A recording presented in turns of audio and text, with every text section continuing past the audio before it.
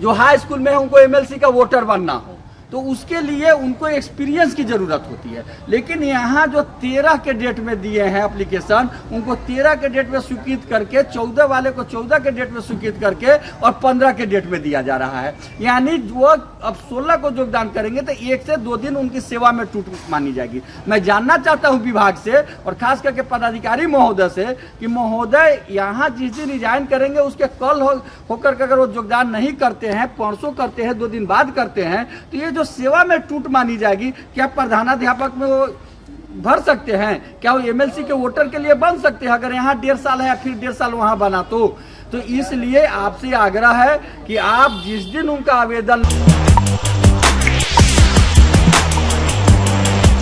नमस्कार, मैं हूं अनुकुल तिवारी और आप वॉइस हब देख रहे। देखिए, जो बिहार शिक्षक संघ के प्रदेश अध्यक्ष हैं केशव, वो बहुत गरज रहे हैं क्योंकि डीईओ ऑफिस में लोगों को भाग दौड़ बहुत करना पड़ा।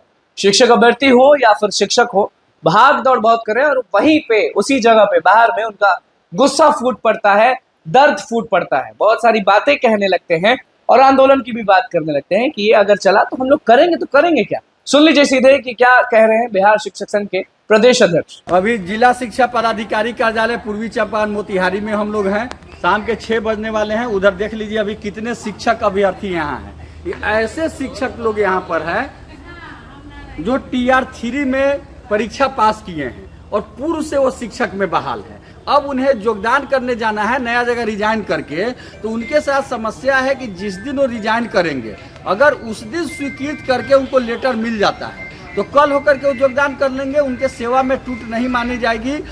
जैसे बहुत सारा काम है, जैसे हेडमास्टर के लिए उनको कल अप्लाई करना हो, जो हाई स्कूल में है उनको एमएलसी का वोटर बनना हो, तो उसके लिए उनको एक्सपीरियंस की ज़रूरत होती है। लेकिन यहाँ जो 13 के डेट में दिए हैं एप्लीकेशन, उनको 13 के डेट में स्वीकृत करके 14 वाले को 14 के डेट में स्वीकृत करके और 15 के डेट में दिया जा रहा है। यानी वो अब 16 को योगदान करेंगे तो 1 से 2 दिन उनकी सेवा में टूट मानी जाएगी। मैं जानना चाहता हूँ विभाग से और खास करके पदाधिकारी महोदय से कि महोदय यहाँ जिस दिन रिजाइन करेंगे उसके कल होकर के अगर वो योगदान नहीं करते हैं, परसों करते हैं, 2 दिन बाद करते हैं, तो ये सेवा में टूट मानी जाएगी। क्या प्रधानाध्यापक में वो भर सकते हैं? क्या वो एमएलसी के वोटर के लिए बन सकते हैं अगर यहाँ 1.5 साल है या फिर 1.5 साल वहाँ बना तो इसलिए आपसे आग्रह है कि आप जिस दिन उनका आवेदन पड़ता है उसी दिन उनका रिजाइनेशन को स्वीकृत कीजिए और उसी दिन पत्र इशू कर दीजिए ताकि वो कल होकर के जाकर अगले जगह योगदान कर ले।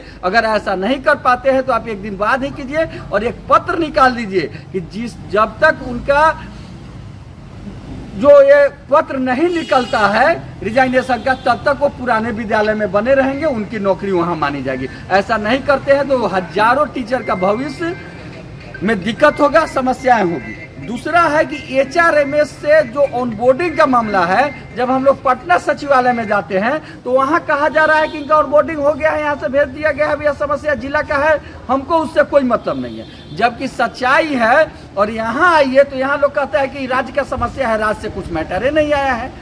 तो उसके लिए भी आज तक जो TR1 में एग्जाम दिए हैं वैसे कम से कम सैकड़ों लोग हैं जिनको आज तक पेमेंट नहीं मिला। अभी हमारे सामने एक झाजी थे, उनकी पत्नी बीमार है, उनके पिताजी बीमार हैं, वो इतना फ्रस्ट्रेटेड है कि कह रहे थे कि अब सुसाइड के अलावा कोई उपाय नहीं है, इतना परेशान है। आखिर उनके दोस्त क्या है? यही कसूर न है कि वो विशिष्ट शिक्षक बन गए हैं। इसलिए आप सबसे ऑनबोर्डिंग कराकर चाहे स्पेशल मैसेंजर भेज के उनको पेमेंट कराइए। मैं पूर्वी चंपारण के DO, DPO, डायरेक्टर प्राइमरी और माध्यमिक के साथ साथ ACS महोदय से करबद्ध आग्रह करता हूं कि आप समस्या को अपने ध्यान में लीजिए और इसका समाधान कराइए ताकि शिक्षकों की सेवा में टूट नहीं हो, अन्यथा उनकी सेवा में टूट होगी तो भविष्य में उनको बड़ी परेशानी होगी। आपका केशव कुमार, प्रदेश अध्यक्ष शिक्षक संघ बिहार। तो आपने सुना और देखा भी दर्द की किस तरह से दर्द छलका रहे थे केशव डीईओ ऑफिस के ठीक सामने। शिक्षक अभ्यर्थी भी वहां मौजूद थे, वो भी वहां मौजूद थे,